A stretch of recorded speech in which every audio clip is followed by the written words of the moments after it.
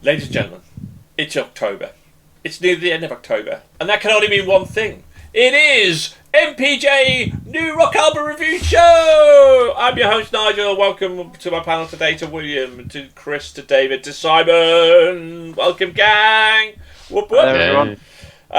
Right, okay, well, what can we say? What's going to happen? What's the show all about? Well, we are going to pitch two brand new rock albums together, rate them out of 5.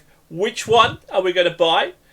Which one, if any of them, that is, gets into our Hall of Fame if they score more than 20? Let's crack on. Let's find out who we're up against. Well, we're up against, it's a bit of a power metal duo, or battle to say anything. We're up against Great Master and their album Montecristo, and they're up against Winterstorm and Everfrost. Now, I know very little about these bands, other than the country of origin and their lineups. There's very little on there, but apart from the fact that, well, Great Master Montecristo from Italy, they're basically, they are what you would call on their list of underground symphonic active metal, and they've been around since '93, which is a bit surprising that there wasn't a huge amount. There was no wiki about them, etc., etc.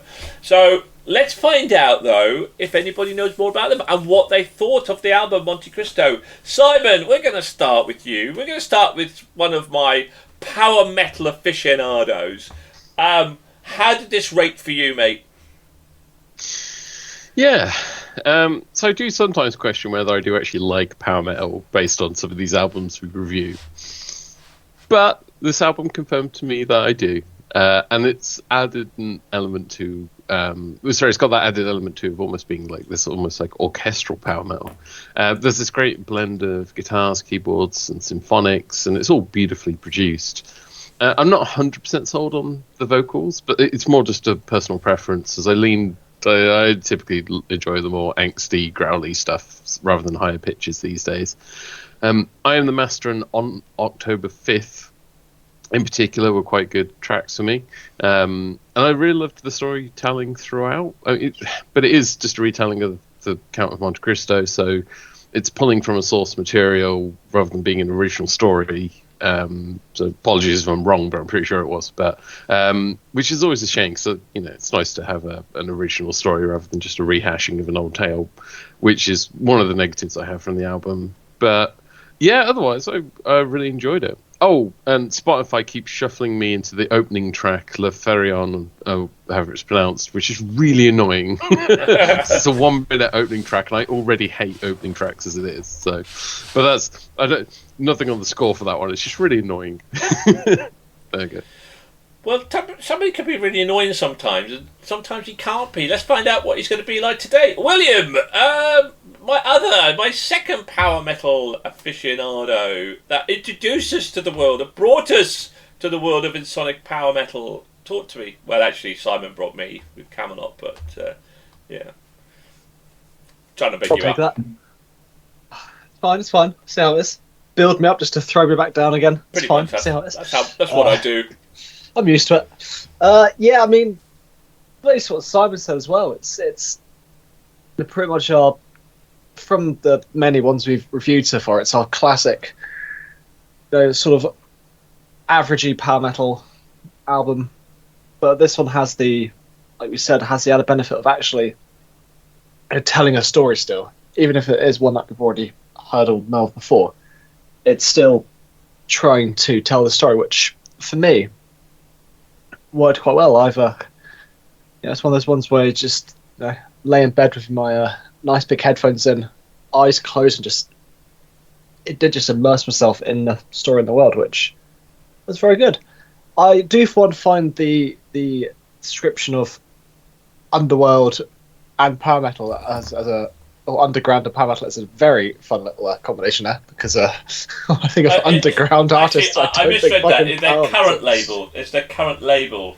Their current label is called Underground Symphony. Wow.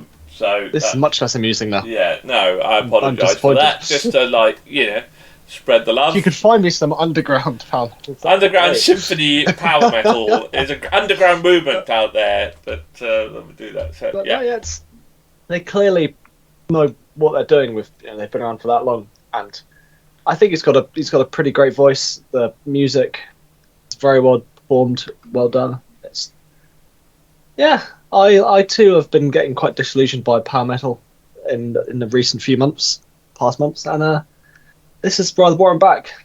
Don't know if it's just from the lack of it this week, or rather, somewhat lack of it compared to other ones. But yeah, it was a nice listen. If I brought some of the power metal stuff that I heard it doesn't cut the mustard, then oh yeah.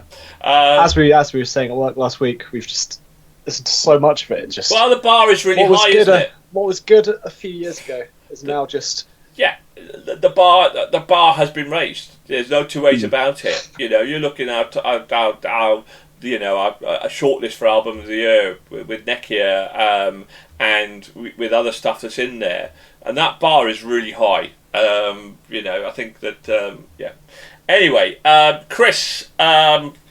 So Chris, talk to me. Power metal. I don't think we've had you on the power metal kind of battle before, so this might be all a little bit new to you. What did you think? So, just power metal as a whole, it really depends on who it is that's doing it. There's some that I really like, and there's some that I absolutely hate, and I kind of go full stream across the spectrum for that. Just it kind of depends on whether there is something in there, something either unique or just something that grabs me and has a hook. So I had actually heard of Great Master before, because for those that don't know, I quite like the sort of the pirate stories around the Caribbean and Robert Louis Stevenson and Treasure Island and all that sort of stuff. And so the previous album, which I'm now struggling to remember the name of because I knew it and now I've forgotten it, I'm pretty sure some of that music ended up in a TV show called Black Sails, which was effectively James Flint's storyline in that. So I'd heard of Great Master before, and I knew that when they did that series and the music for that, they kind of took a bit of a journey. They went a bit heavier and a bit more involved in power metal than they had done previously. And as I understand it, this is them following that same trail, going a bit further. So again, it's another concept album. I really enjoyed this one. I kind of got immersed in it. It's got the drums, the guitars, the music, the musical side of it is great for me. It really ticked a lot of boxes. The lyrics and the sort of the vocals, not quite so much. That kind of detracted from it a little bit for me, but at the same time, it was a good solid concept album. Tells the story really well. I don't know as much of the Count of Montecristo as I potentially should. It's something that I've always wanted to read but never actually got around to. But yeah, it really brings it home. And there's some quite heavy and aggressive in parts, which is there are parts of his vengeance story that he gets very aggressive, so that kind of fits. And yeah, it was just a really good solid album. I really liked it. Let's go to somebody who's always good and solid. Dave. I mean, as you know, I don't usually like this sort of operatic power metal, but there's actually quite a lot I enjoyed it. I find the band mixed up the tempo well, which creates a much more interesting listening experience compared to some albums of a similar ilk. Really enjoyed some of the guitar work, especially this solo on Final Revenge. Thought that was really, really good. Did find the singer's voice a little grating though, unfortunately, and the more I listened to it, the more that sort of turned me off a little bit. While it's not something I would probably choose to listen to, if someone else puts it on, I could quite happily sit there and enjoy it. It's pleasant enough. It's a decent album. Right. Well, okay. I have to plug it because you said pirates. Check out our album of the year last year with Visions of Atlantis if you never have, because that is absolutely sensational, Chris. Okay.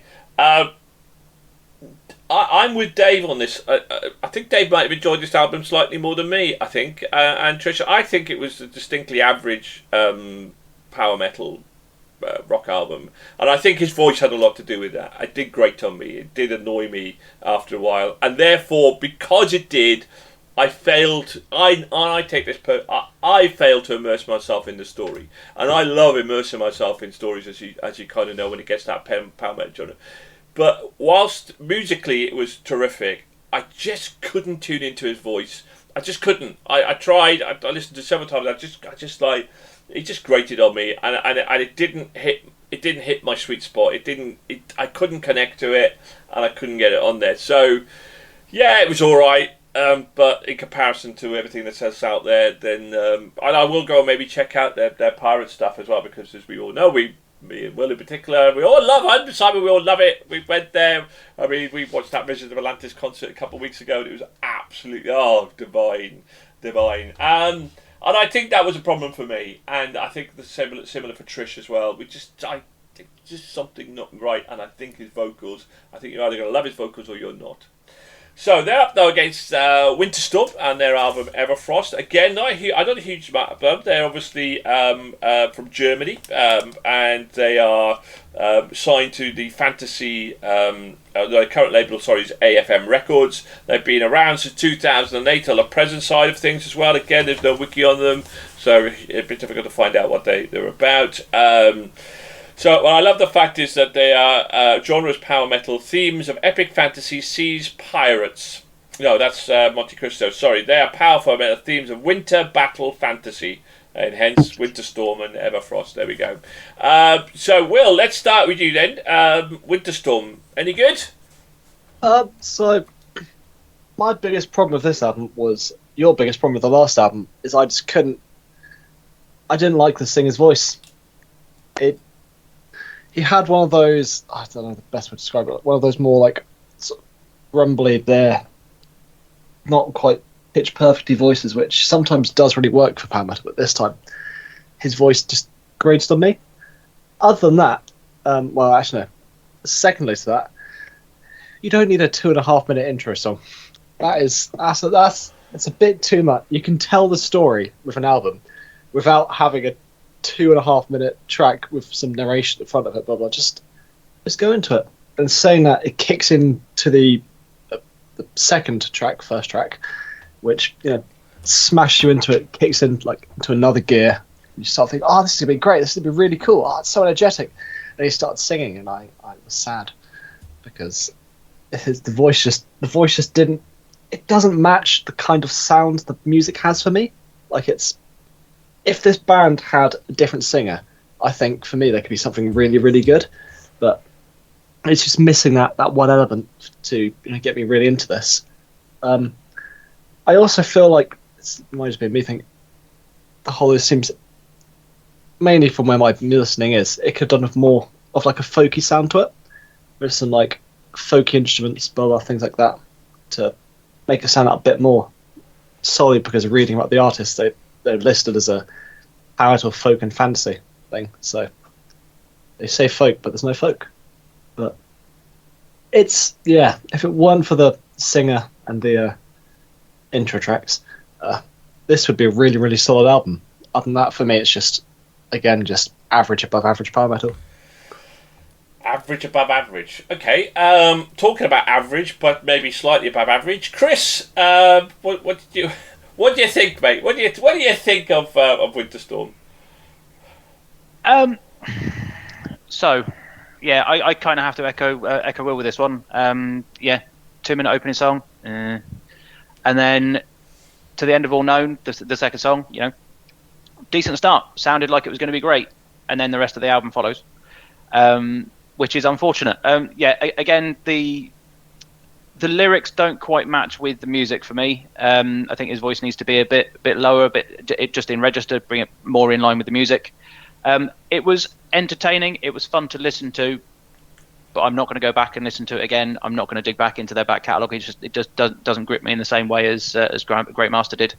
And so, if you like, if you like the style of music, and if you like the sort of the musical side of it, it's a good album. Lyrically, not so much, and that's a problem for me with this one. Talking about being a problem, but Dave, are you going to be a problem here, mate? Oh well. First of all, I want to mention something that no one else has picked up on, but a 2.5 minute intro track. I mean, what's that all about? Well, Will mentioned it. He did mention it. Well, the fact that both people mentioned it, that was kind of the joke. Ah, right. You wait till you get to Simon. I mean, I reckon we've all stolen Simon's thunder here. In fact, I might go next. I might go after you guys, and I'll leave Simon to last, so he can rage about the 2.5 minute intro. But yeah. But in all fairness, a lot of what I said about the previous album could apply here. Instrumentally, really interesting. Great guitar riff on The End of All Known. And the keyboard melody on Silence is living rent-free in my head ever since I listened to this.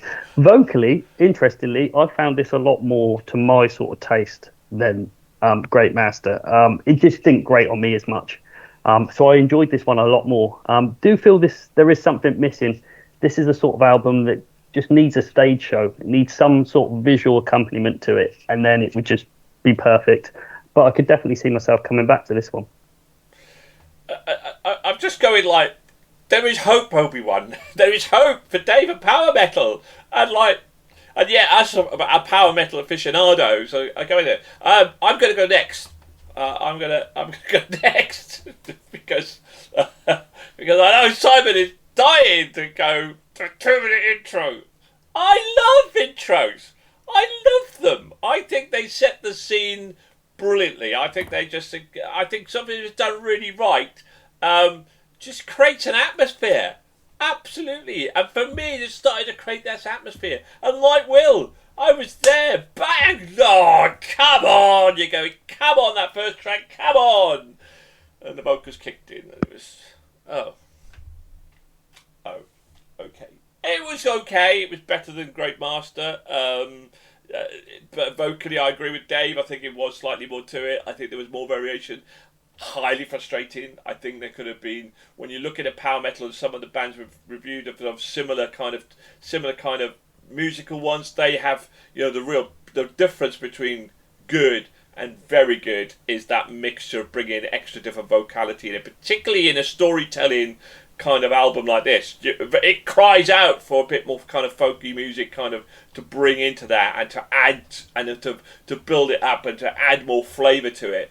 So I suppose, yeah, it was a really nice meal, but it was lacking the condiments, shall we say, that would make it an absolute delicious meal. Solid, not enough imagination in terms of the musicality, but some really standout moments in that one. And for me, and actually just in terms of both those albums, I haven't got any of the tracks in my cool playlist, which is very unusual for me when it comes to power metal. Something always kind of gets in, but this one didn't. Anyway, so Simon, talk to us, my friend, and let us know how you feel about 2.5 minute intro songs. Well, I wanted to highlight something no one else has, which is the 2.5 minute intro track. Oof. The worst part is it doesn't even lead into the next song. It doesn't even lead into the end of All Known. It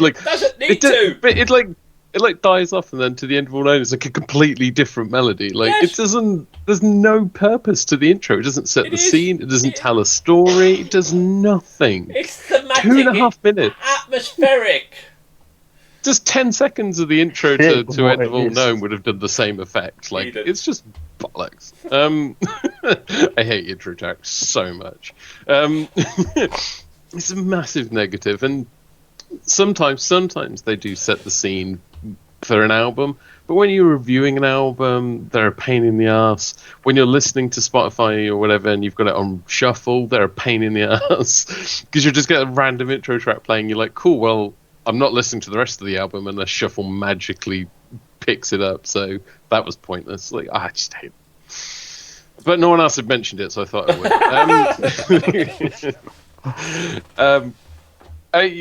The rest of the album, because apparently there are some other tracks on it. It was just echoing what everyone else has said. I mean, guitars and drumming were great. I do like the sound overall. Vocals turn me off, though. I don't enjoy them. I think Chris put it best. I couldn't quite put my finger on why, but I think that's why. And I think there was a story running through the lyrics, but I didn't pick up on it because I just didn't pay enough attention to it. Future Times and Circle and Greed were quite good, and I did like some parts of Everfrost.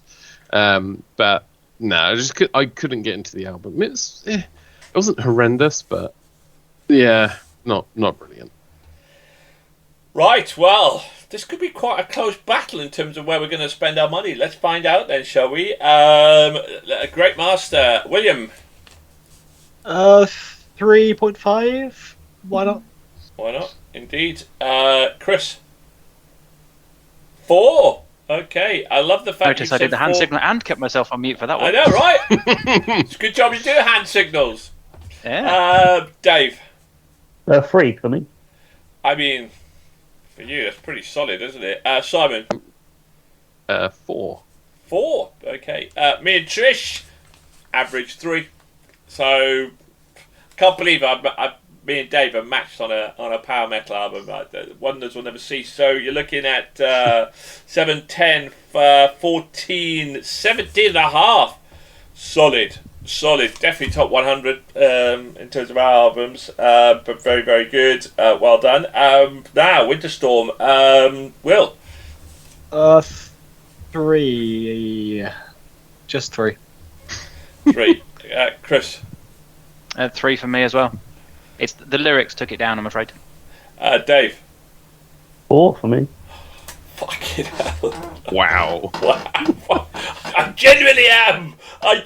Someone shocked. likes that intro I am song. genuinely shocked. No, Genuinely, it might have absolutely got a shocked. better score. Oh, that Simon. 2.5.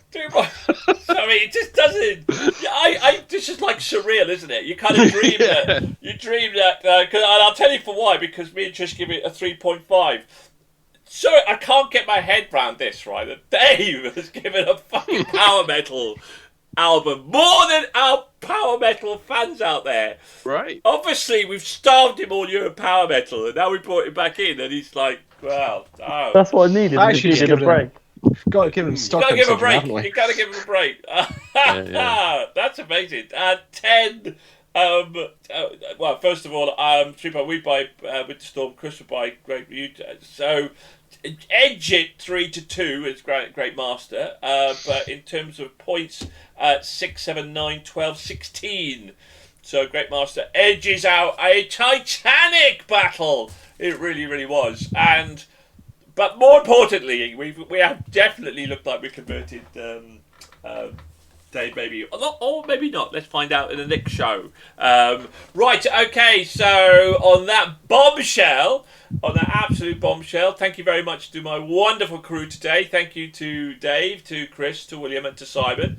Thank you very much, gang, and keep rocking out there. And please like and subscribe if you want to. Hey, what the hell? Go on, you know you want to. Amazing interviews. Great lineup. We're coming up to 300 album reviews on the channel, so crack on, enjoy yourselves. And thanks very much, and goodbye, God bless, and keep on rocking! Bye. Bye.